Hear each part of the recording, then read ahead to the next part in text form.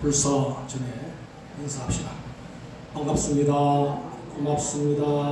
덕분입니다. 사랑합니다. 수원가 178쪽 집회가입니다.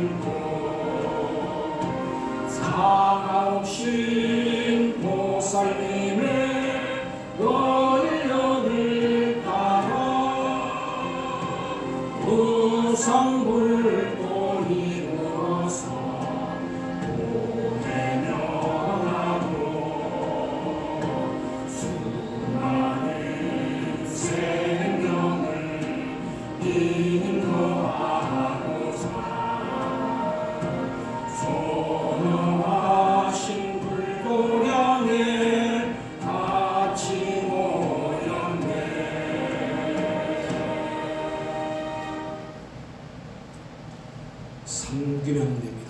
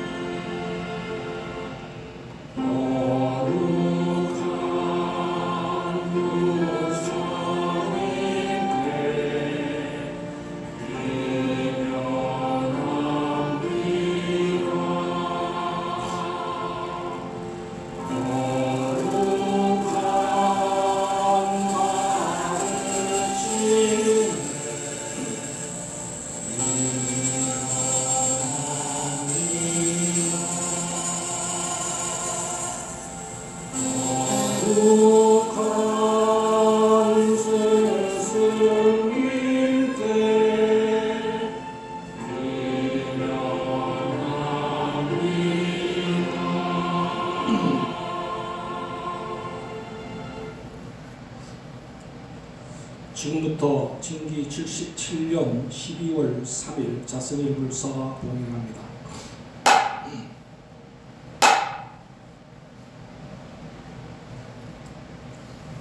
교리 참입니다. 6대 사만 삼밀 우주 동체인 지수 화풍 공식 6대를 체로하고 대만다라 삼미야 만다라 돈만다라 갈마 만다라 사만을 상으로 하고 신의 삼미를 용모하여 누이 일체의 일과 이치의 지혜가 밝고 대비 결정코 용예하여 육행으로 내 종지를 굳게 세워 만을 항복받고 외도를 제어하여 유경성불하겠나이다. 자성찬양합니다.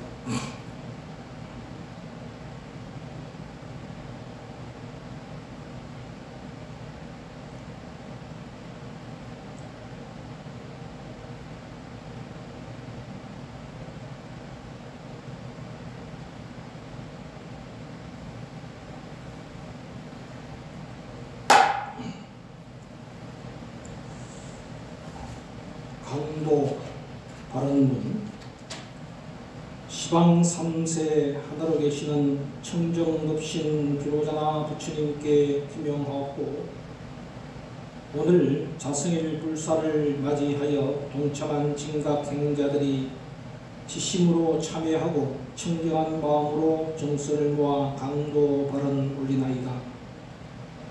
원하건대 부처님의 가지 원력과 회당 대종사님의 무진서원으로 불법이 흥왕하고 종단이 발전하여 국가가 평화롭고 평화 통일 성취되길 바라오며 국가 정치 경제가 안정되어 모든 국민들이 평안한 삶을 살아갈 수 있기를 소원하나이다. 그리고 모든 진각행자들이 육행을 실천하여 인과를 내정하고 4대 은혜에 보답하며 선망조상불의 축복으로 일체이장 병고 소멸되어 진각행자 가정마다 신심이도 깊어져서 가정 화목하고 사업 번창하여 복지 부족한 미름정토 이루어지도록 기원하면서 제각기 원을 올립니다.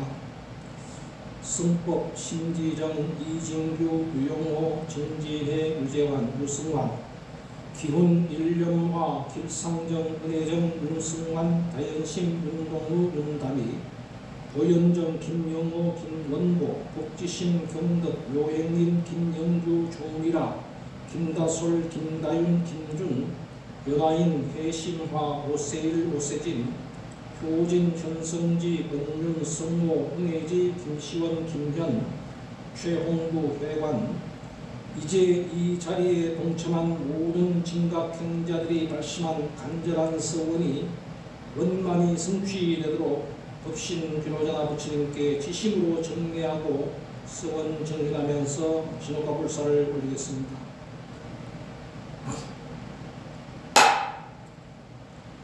오대 서원입니다.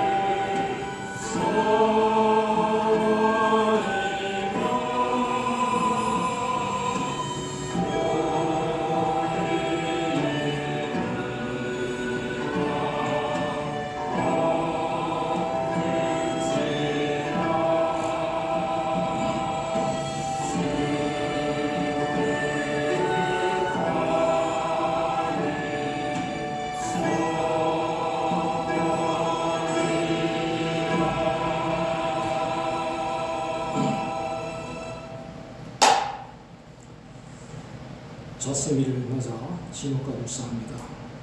교전 101쪽 경계법으로 진호가 불사합니다.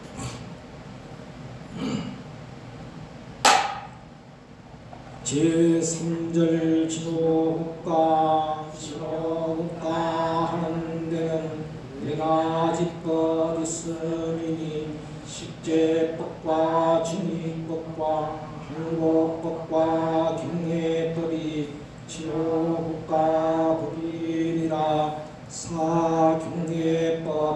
경례법은 다르기에 경례받는 법이므로 다른 사람으로부터 경례받기 위하여는 오직 덕을 기를지라. 비록 덕이 있더라도 사도로서 정도라고 그릇 주장하게 되면 덕이 도로 믿게 되니 다른 일을 정도로서 인도하지 아니하면 오직 자기 덕으로서 무언 중에 다른 일을 화두하지 못하리라. 요차계명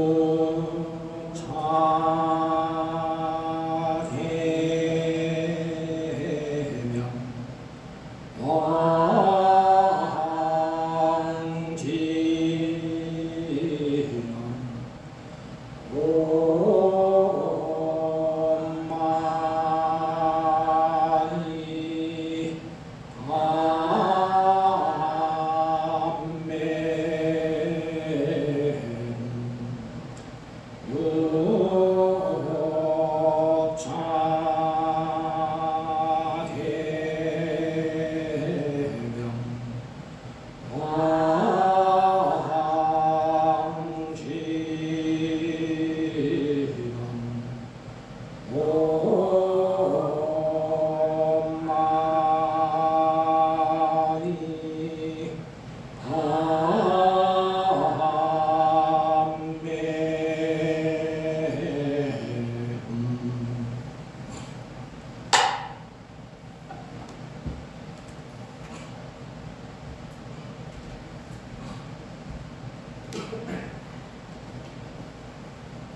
온만이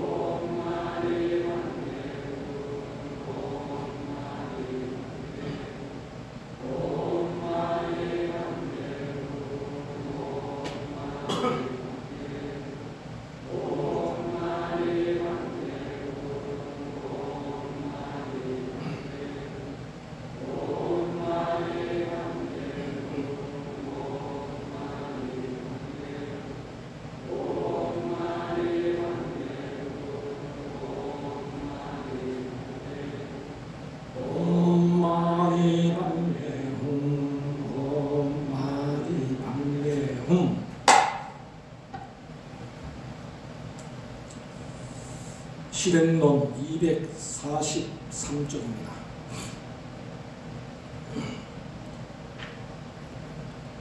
실행론 243쪽입니다.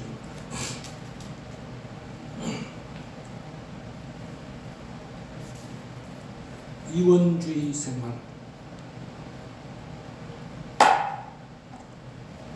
이원주의 생활. 사람이 사는 두 길이 있다. 하나는 악으로 사는 길이고 또 하나는 선으로 사는 길이다.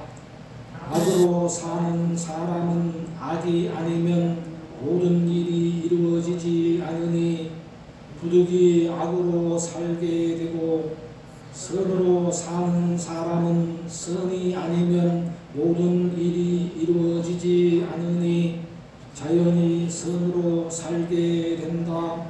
사람은 꼭 선으로 살아가는 습관을 길러야 한다. 선에도 두 길이 있다. 한 길은 우상방편으로 행하는 착함이요, 또 한 길은 우상방편으로 행하는 착함이다.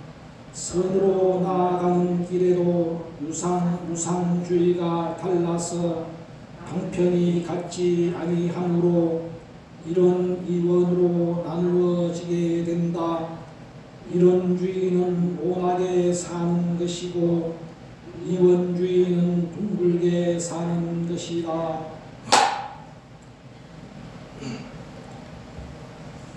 이제 올 한 해도 마지막 한 장의 달력이 남았습니다. 정말 늘 그렇게 여겨왔지만 세월이 참 빠르다는 느낌을 다시 한번 생각하게 됩니다. 12월이 되면은 우리는 올 한 해 농사에 대해서 결과 내정을 해야 하는 시기입니다. 내가 농사를 잘 지었느냐? 다시 말씀드리면은 내 마음밭을 잘 가꾸어서 농사를 잘 지었느냐 하는 것을 한번 결과 내정을 해봐야 하는 그런 달이 바로 12월 달입니다. 내일부터 12월 월초불공이 동행됩니다.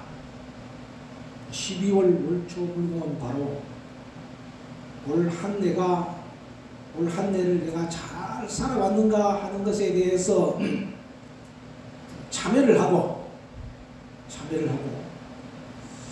또 내가 잘 살아온 것이 있다면은 그 잘 살아온 것이 복과가 열렸다면은 그걸 일체 중생들에게 모두 다 잘 회항하는 그런 달이 바로 12월 달입니다.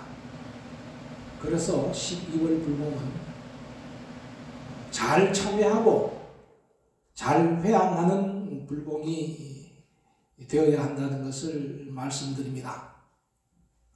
그 먼저 우리는 어떻게 잘 살아왔는가 하는 것에 대해서 생각해 본다면은 방금 실행론에서 종조님이 말씀하셨듯이 내가 어떻게 살아왔는가, 선으로 살아왔는가, 악으로 살아왔는가 하는 것을 한번 생각해 볼 필요가 있습니다. 다시 말씀드리면 내 마음을 잘 다스려 왔느냐 하는 것입니다.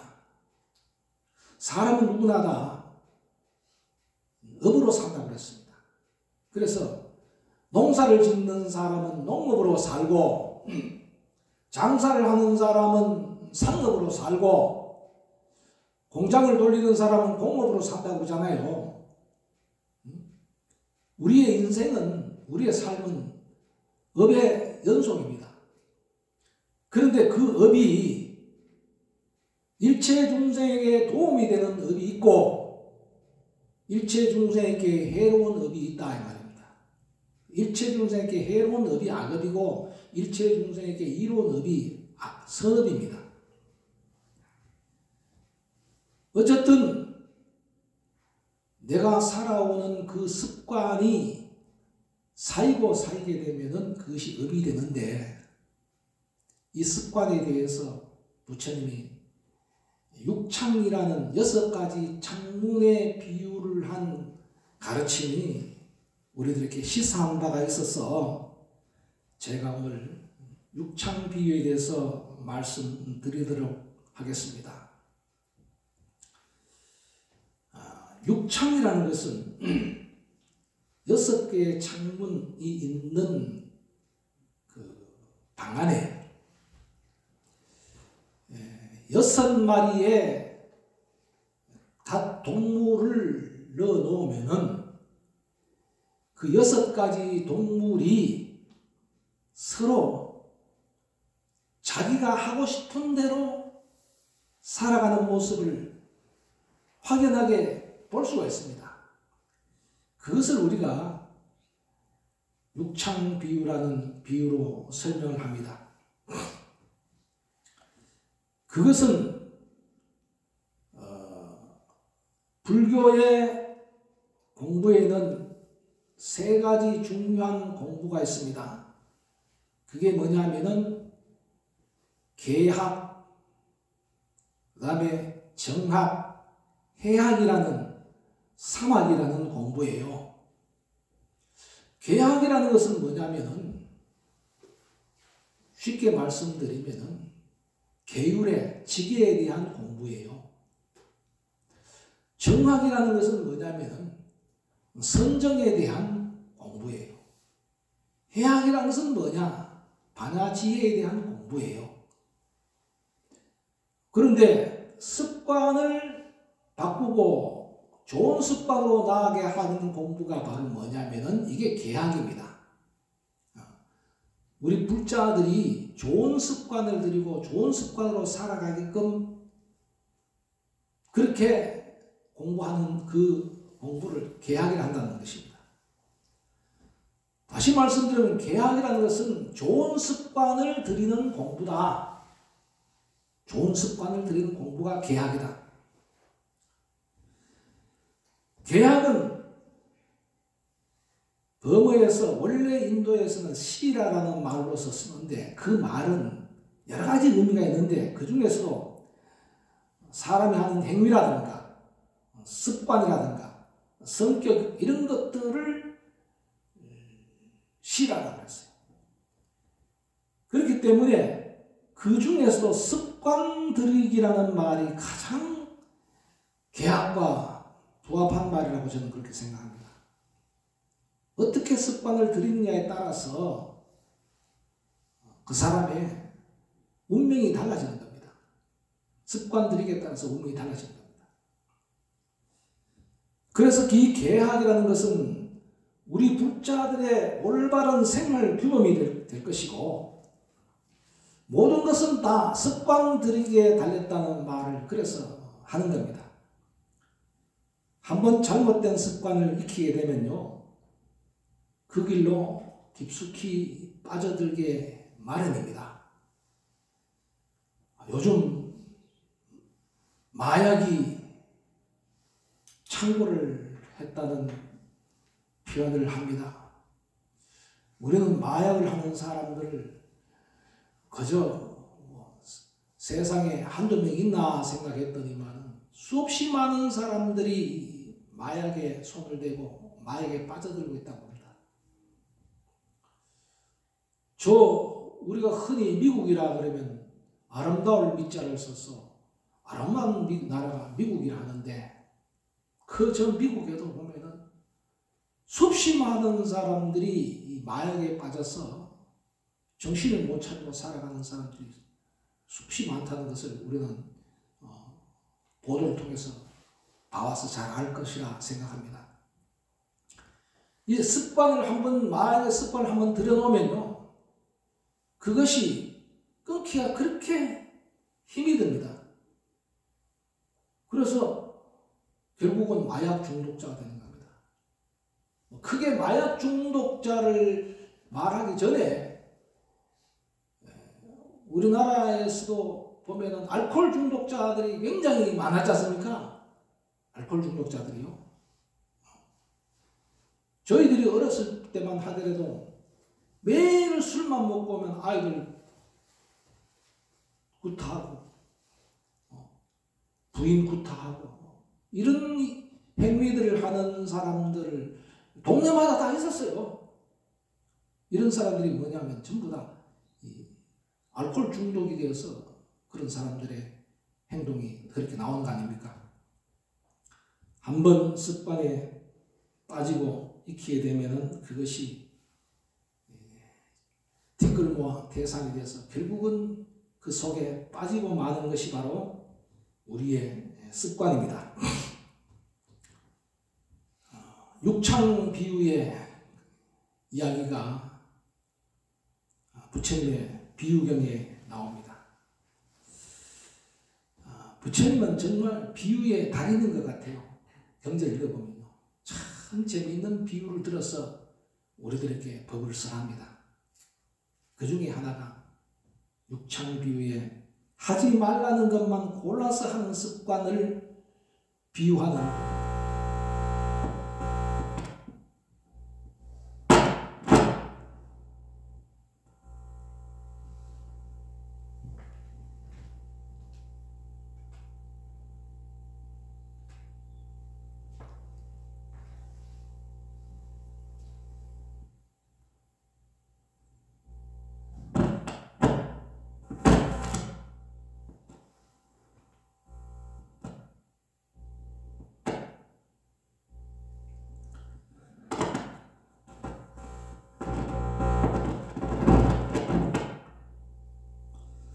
비유하는 습관을 비유하고 있는 이야기가 바로 육창 비유인데 어떤 사람이 자기 집 빈집에다가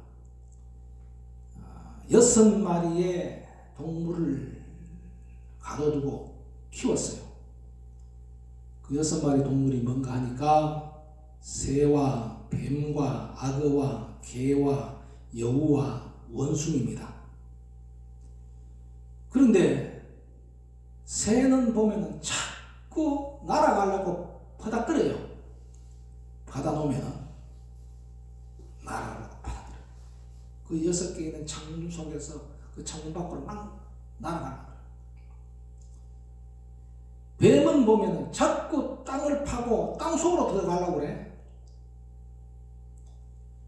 개는 어째라도 저 넓은 들판에 마을로 들로 뛰어다니고 싶어서 자꾸 마을로 달아나려고 그래. 악어란 놈은 자꾸 물속으로 들어가려고 그래. 여우는 무덤이 있는 곳을 자꾸 찾아가려고 그래.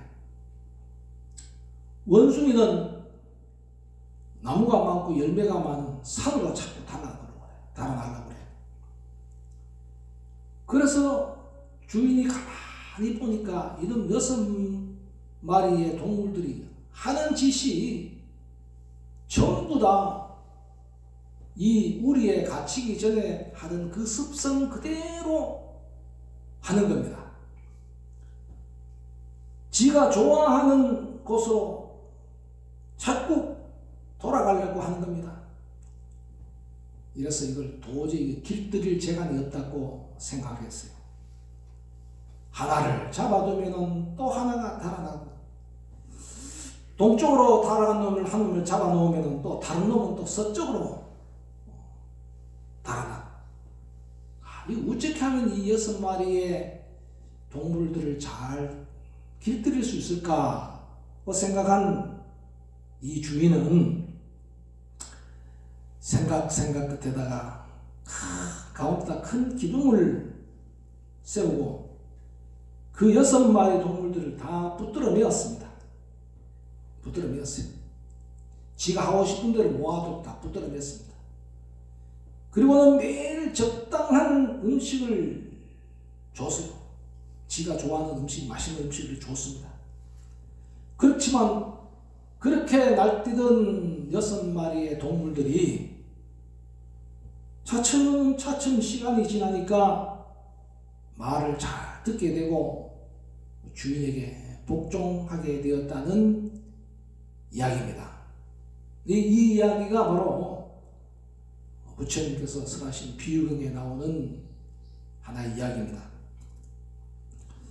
그럼 이 육창비유의 6마리의 동물은 무엇을 상징하는가 하니까 경에서 이렇게 얘기합니다. 빈집은 인간의 육체라고 합니다. 우리 육체.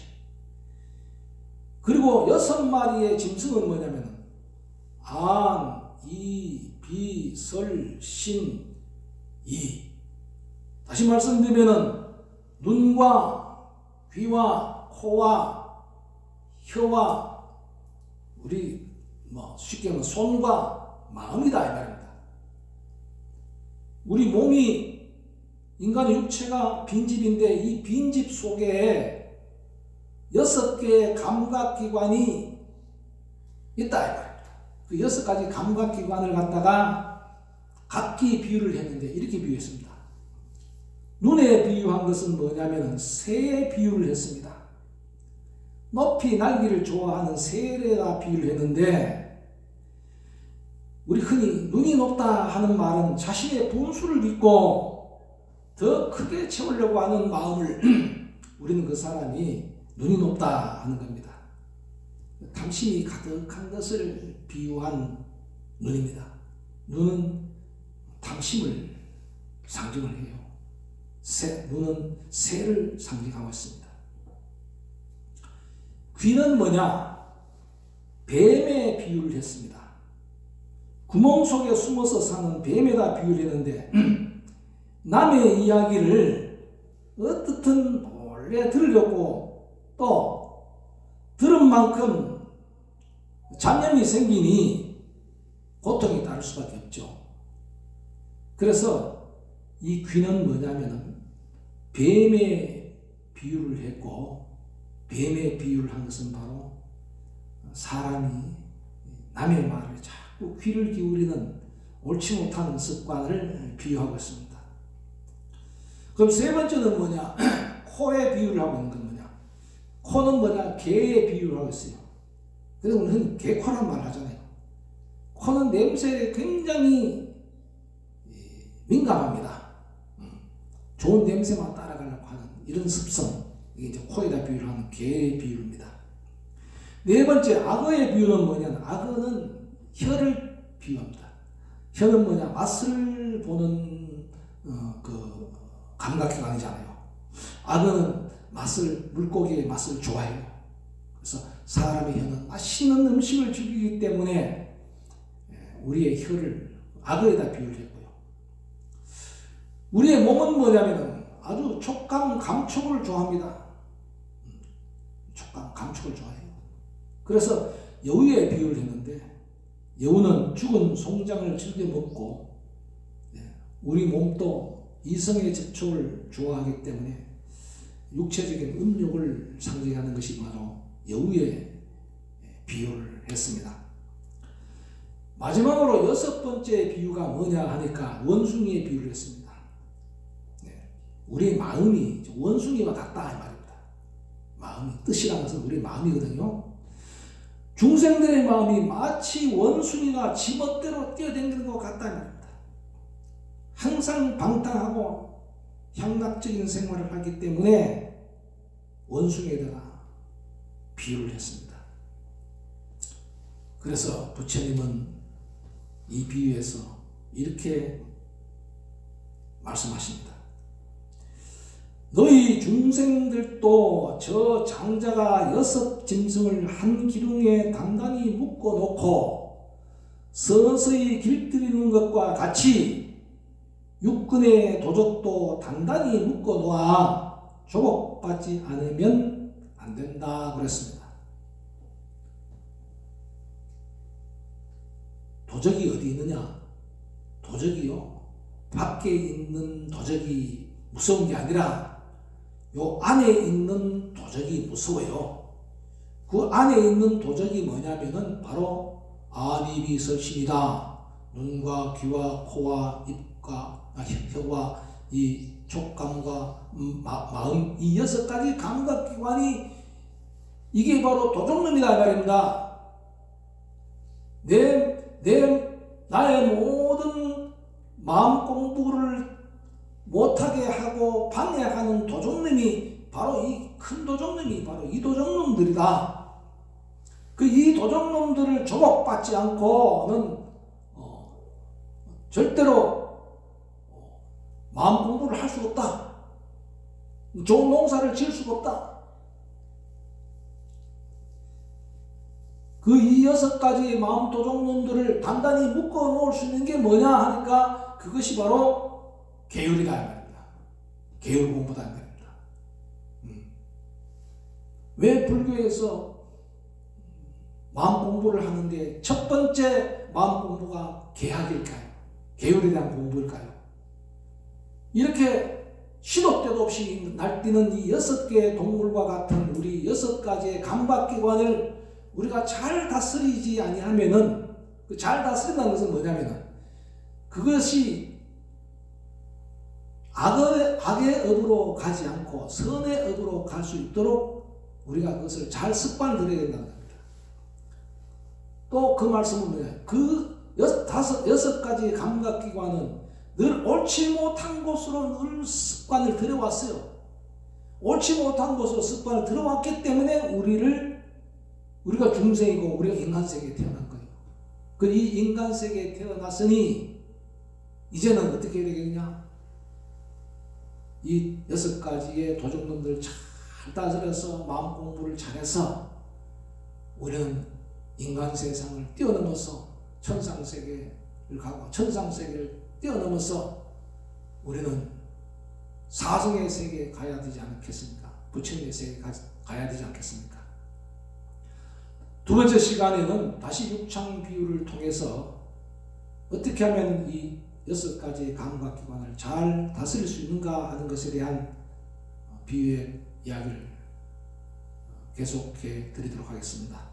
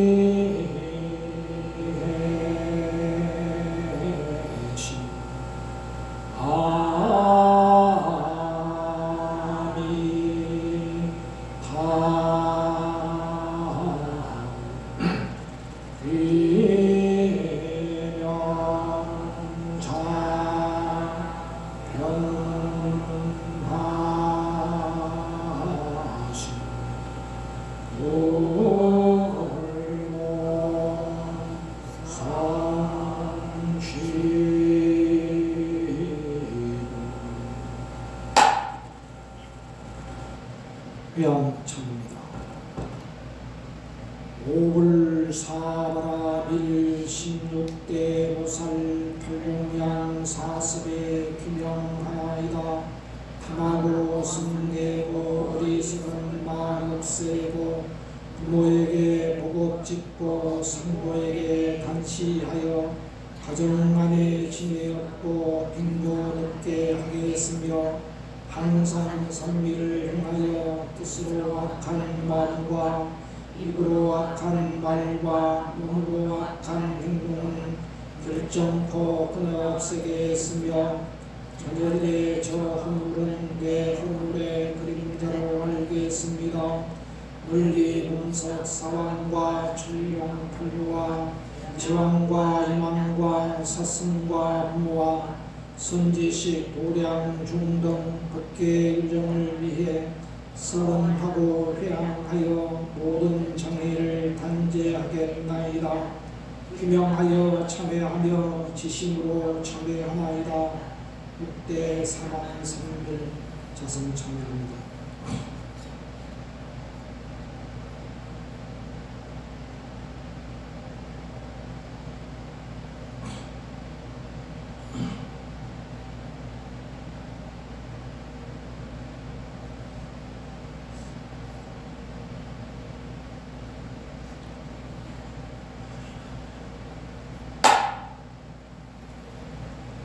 수원가 시간입니다. 수원가 96쪽 부처님은 이르시되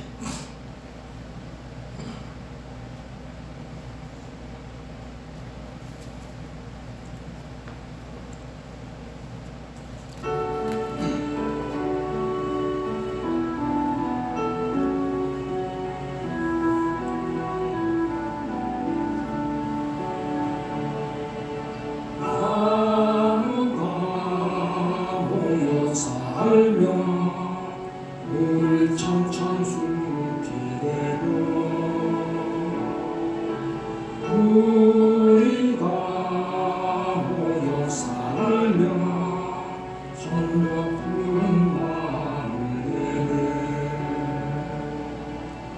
부르며 되돌아와 떨어지는 산매아리 정주고 정가르며 너와 나의 정매아리 듣고 타와 비우며 눈에 감아두시라고 이렇게 살가시며 부처님은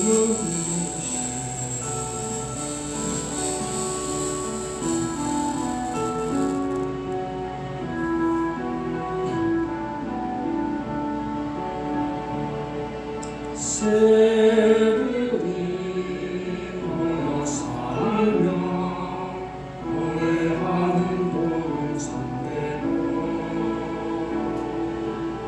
우리가 모여 살며 상고하는 곳밭들을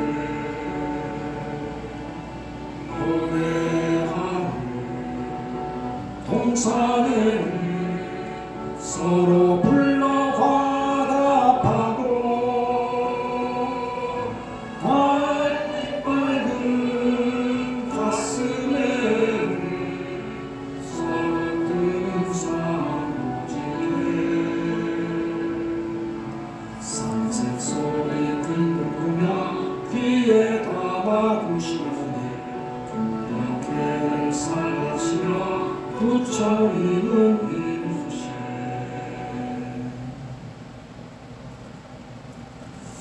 153쪽 자비로운 나라입니다.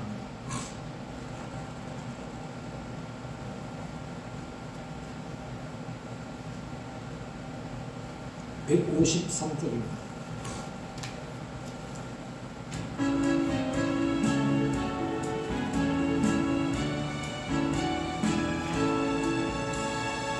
새푸른 빛이 산이 오르며 마른의 빛이 환하게 피어들고 시원한 바람 부는 들판에 서며 가슴 소리 활짝 피어오르네. 이렇게 좋은 세상 우리 불국정도 다같이 살며 마음과 즐겨봐요. 자비로운 나라 행복하고요. 언제나 웃음꽃이 피어납니다.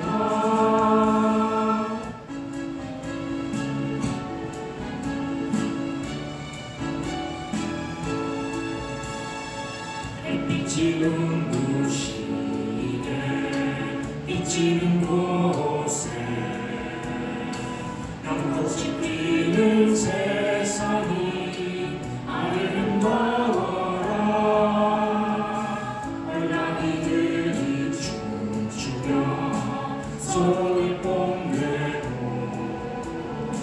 즐겁게 사는 그 풍경 평화로워라. 이렇게 좋은 세상 우리 불국정도 다같이 살며 마음껏 즐겨가요. 자비로운 나라 행복하고요. 언제나 웃음꽃이 피어납니다.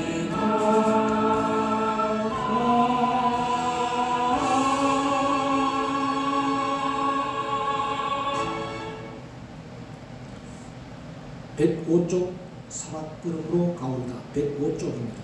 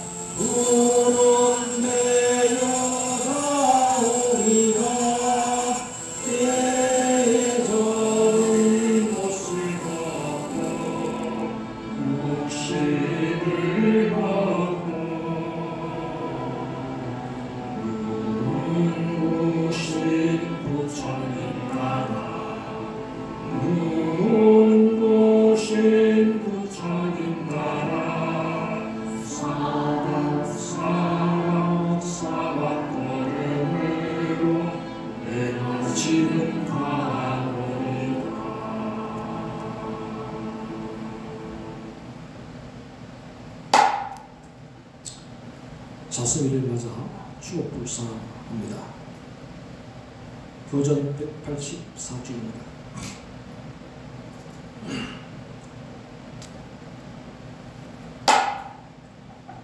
추옥불사 비로자나 대비원력 3세 중에 뀌었으니 사람에게 의뢰 말고 귀신으로 빌지 말고 부처님의 가지원력 조상불이 있게 하여 자손만대 드리우게 추복불사할지니라. 부모 위에 추복하면 삼복전을 짓게 되니 보은복전, 공덕복전, 회양하여 빈궁복전, 나를 낳은 구로단과 조여부모 기재일에 산과 같고 바다 같은 부모님에 갖기 위해 비로자나 부처님께 불공하고 서원하면 현재 부모 향수하여 병과 근심 없어지고 선망부모 해탈되어 미륵국토 나게 되고 내지 7세 부모까지 지옥악의 죽생 떠나 불가사의 미묘한 법 현재자손 창성하며 일체 원소 수공 많고 질병제와 소멸한다. 내가 이제 불공하여 행원으로 이룬 공덕 금일농참 관행자의 널리 회양하나이다. 원하건대 이 공덕이 널리 일체 미쳐져서 나와 모든 중생들이 함께 불도 이루어지라. 요자대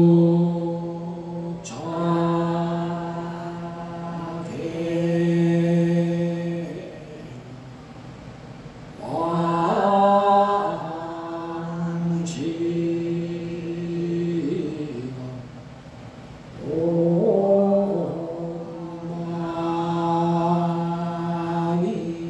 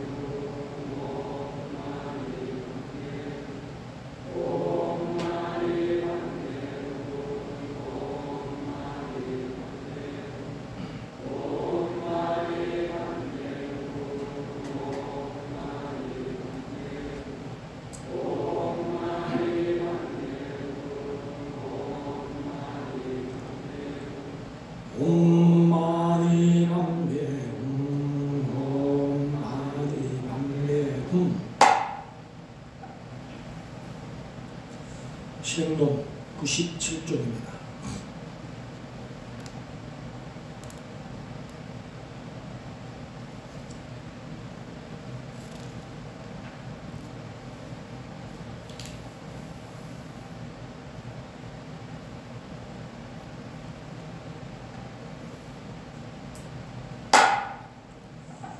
근본을 세운 회말이 취본이다. 작은 것을 통하여 큰 것을 보아야 한다. 가지가 많이 벌어지나 그 근본이 하나인 것을 알아야 하며 가지가 벌어질수록 그 근본으로 돌아가야 한다. 모든 것은 근본에서 비롯됨을 알아야 한다. 본심은 불변하지만 물질은 변한다. 마음의 주체성은 천지일체의 근본이다. 허망심 때문에 천지일체의 지엽이다. 그러므로 근본을 활용하여야 한다. 육근은 식을 뿌리로 삼고 있으니 안으로 하나 고치는데 밖에 큰 것이 고쳐진다. 지원에서 잘못된 것은 그 범위가 좁고 본원에서 잘못된 것은 그 범위가 넓다. 육근에 따르면 분열하고 본심에 따르면 육근이 수정된다.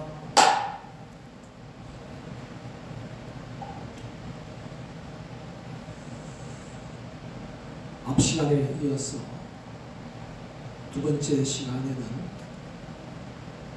육창 여섯 창문의 비유의 말씀으로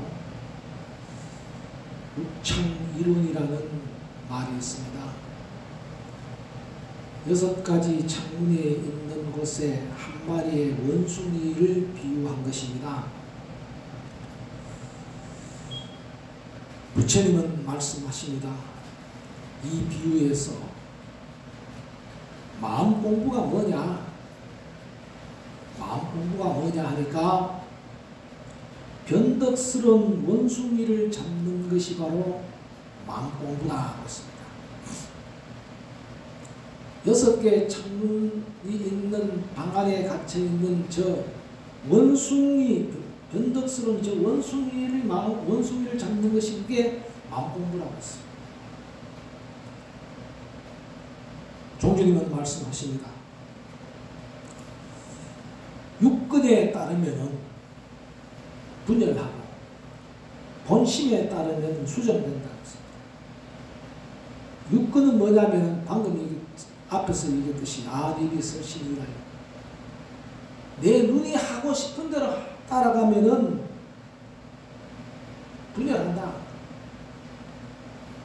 한마디로 표현하면 마음 공부가 안 된다 이 말입니다. 내 귀가 얇아서 귀가 듣는 대로 하면은 안 된다.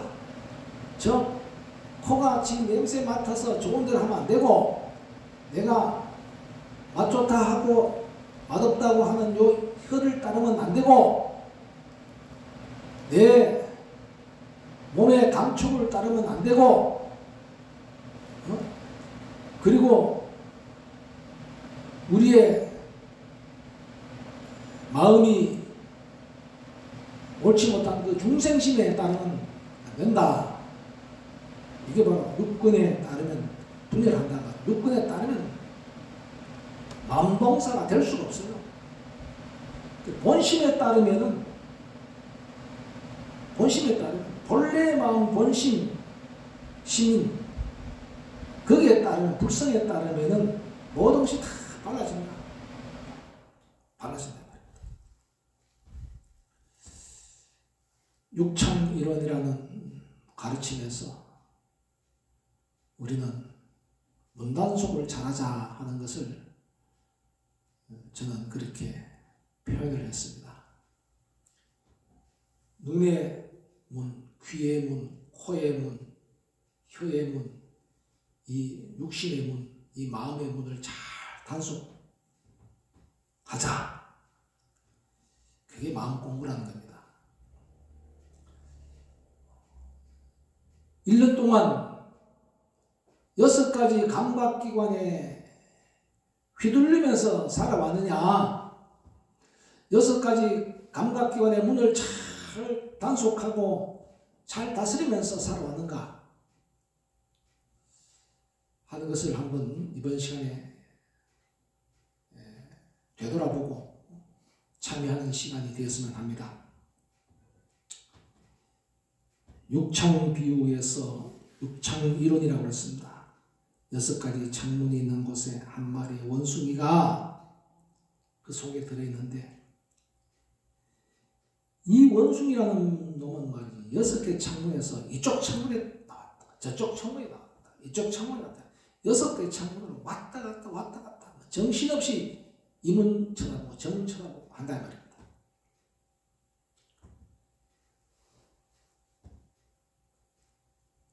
냄새 맡고 싶은 대로, 듣고 싶은 대로, 또 보고 싶은 대로, 감촉하고 싶은 대로, 그래서 지가 갖고 싶다는 생각, 만나고 싶다는 생각, 보기 싫다는 생각, 온갖 생각과 마음을 다 일으키는 것이 바로 이 6가지의 창문에 비유한 원숭이 한 마리입니다.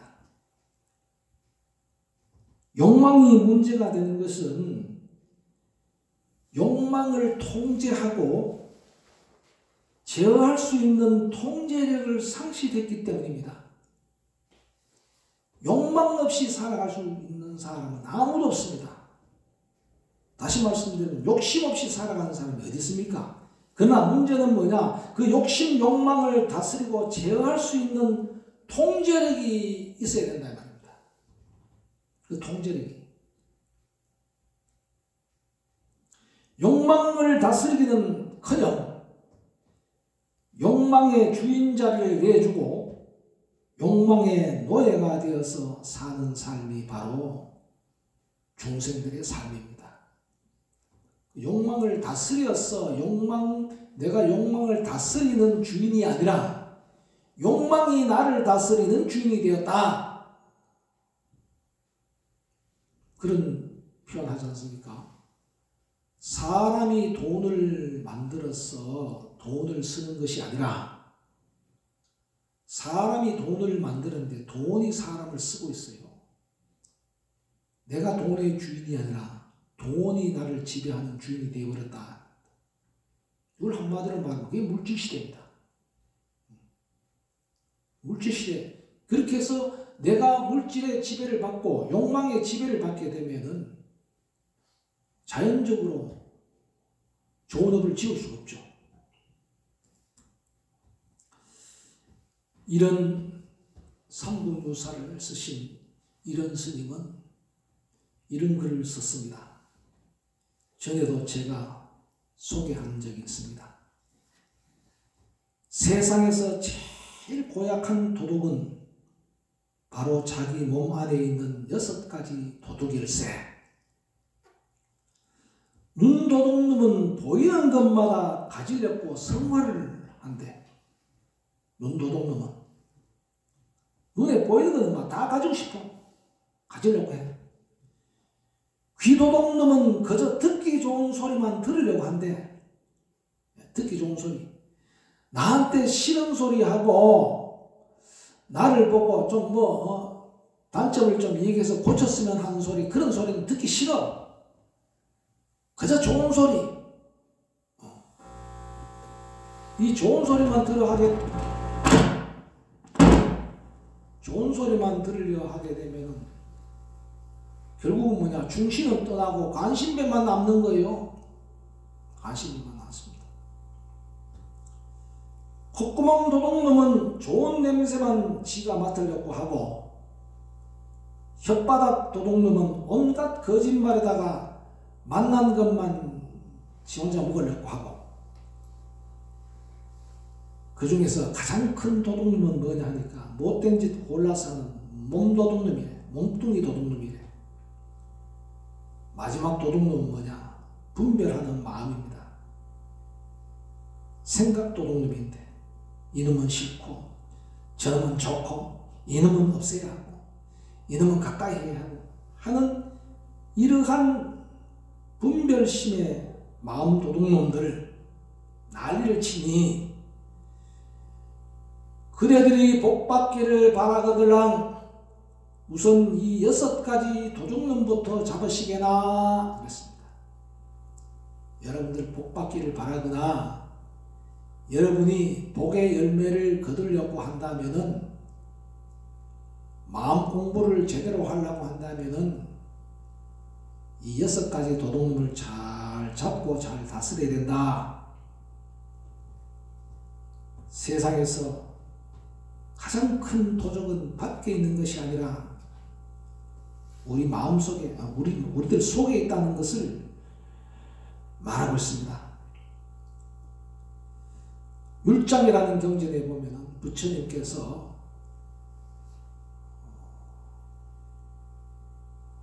놀이를 하다가 한 여인이 자신네들의 모든 귀중품을 훔치고 도망간 여인을 찾아 나선 한 무리의 사람들을 앉혀놓고 말을 합니다.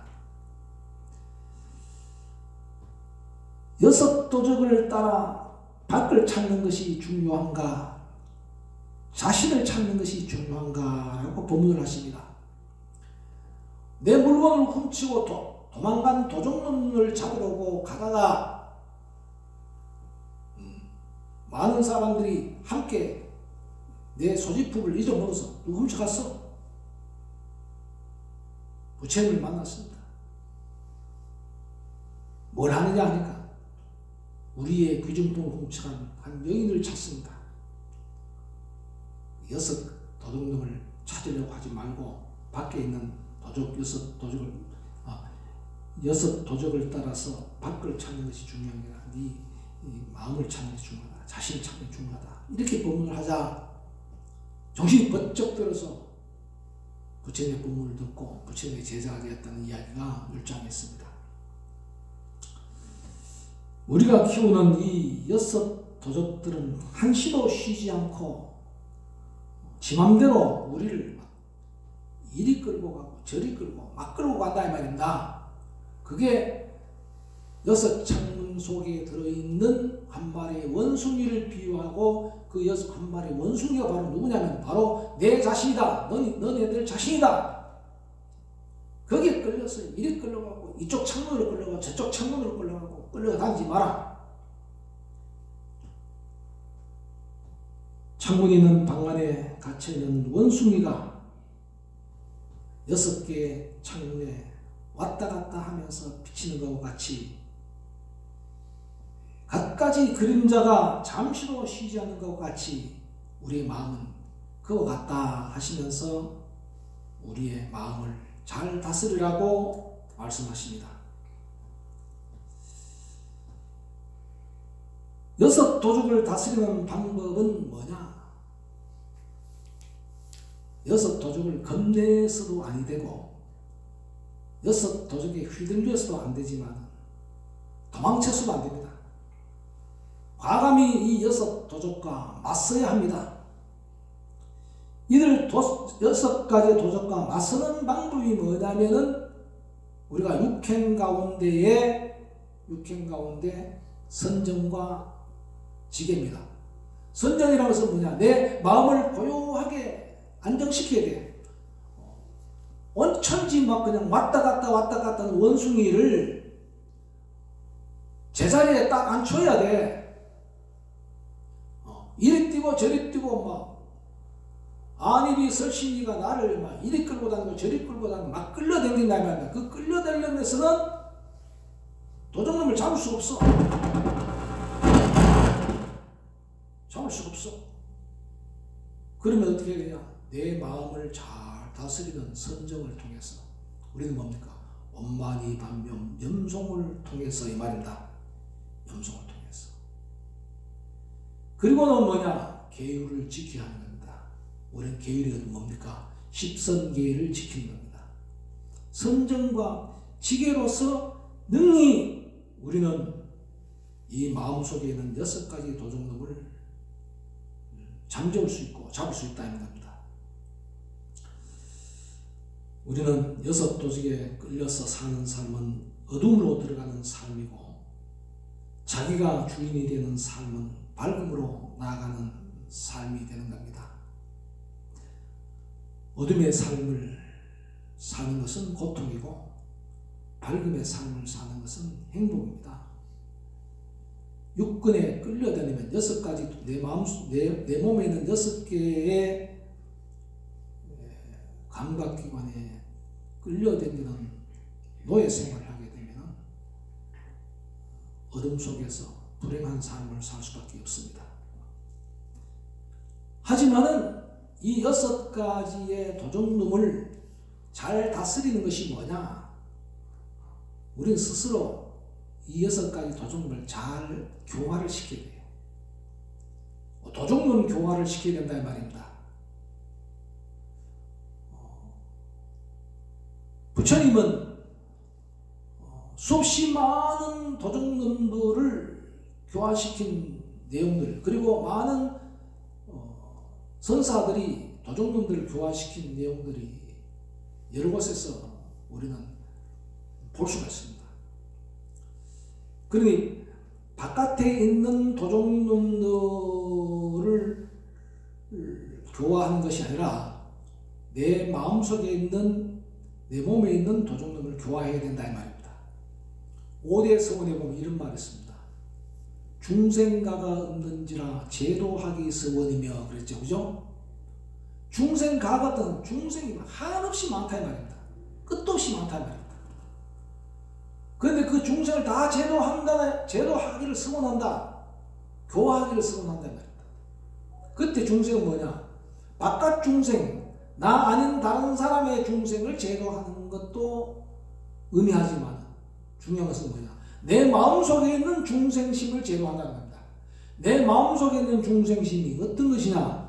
바로 육근이 만들어내는 거예요.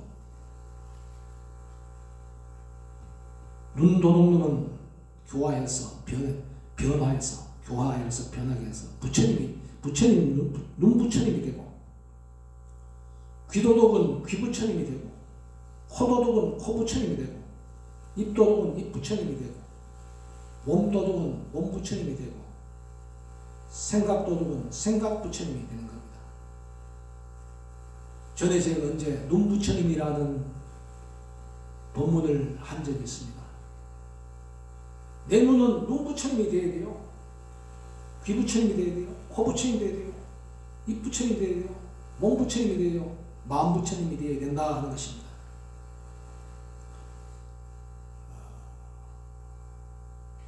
번뇌즉 보리라고 했습니다. 번뇌는 뭐냐? 이 육근이 다 번뇌예요. 번뇌를 만들어내. 이 번뇌를 교화하면 뭐가 되느냐? 번뇌즉 보리, 깨달음이 즉 부처님이 되는 겁니다. 이 6 도둑이 변해서 부처님이 되는 것이지 다른 것이 아니라는 것은 무엇을 말하는 것인가? 바로 여러분들이 중생들이 변해서 부처가 되는 것이다. 이렇게 부처님이 된다면 그 사람이 정말로 완벽한 인격을 갖춘 사람이 아니고 누가 그런 사람이겠습니까? 누가 부처님이겠습니까? 부처님은 멀리 있지 않습니다. 부처님은 곧 내 마음에 있다고 종제님은 설하셨습니다. 내 마음에 있는 부처님, 마음 부처님을, 마음이 부처님이 되려고 한다면 내 마음을 제도해야 되는 겁니다. 한 해를 보내는 12월을 맞이했습니다. 1년 동안 정말 부지런히 생활했습니다. 이 부지런히 열심히 생활한 나의 삶이 과연 이 육근을 다스리는 삶을 살았는지, 육근에 끌려다니는 삶을 살았는지 한번 반성하고 참여하는 그런 12월이 되었으면 합니다.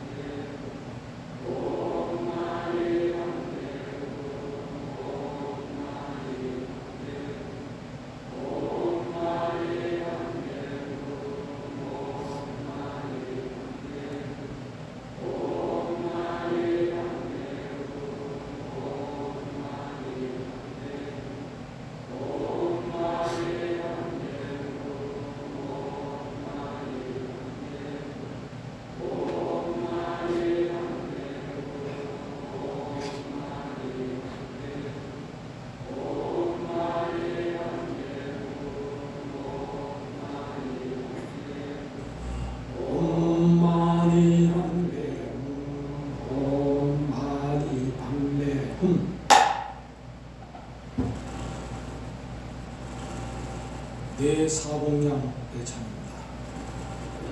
귀명일체열의 적열신 금강희모살 귀명일체열의 이구정 금강만보살 귀명일체열의 묘법은 금강가보살 귀명일체열의 신통업 금강무보살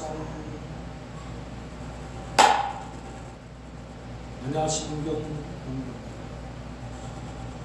마하반야바라밀가 신경반야제모사행신반야바라밀가시 조견오음계도일체오의 사리자 색불이동공이색색절치용공중시색 수상행시약부야시사리자 시대목동상 물생물멸불구부정부정불간 시고공중무생무수상행시 무아리설시무세상당미초법 무한경의 주미식 무무명령무명제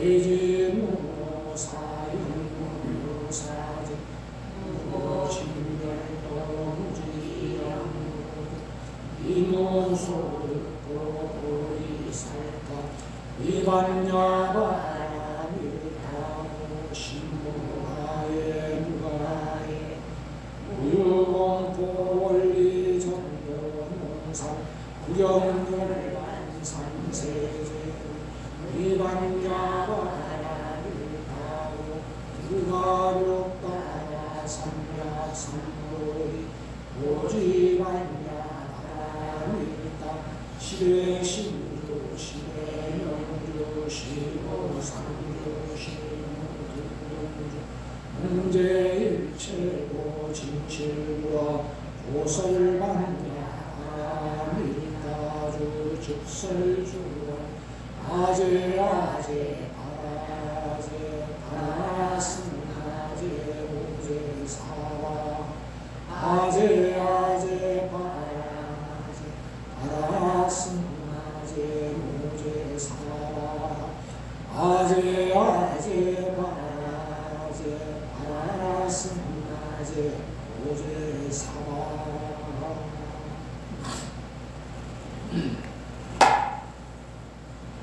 그냥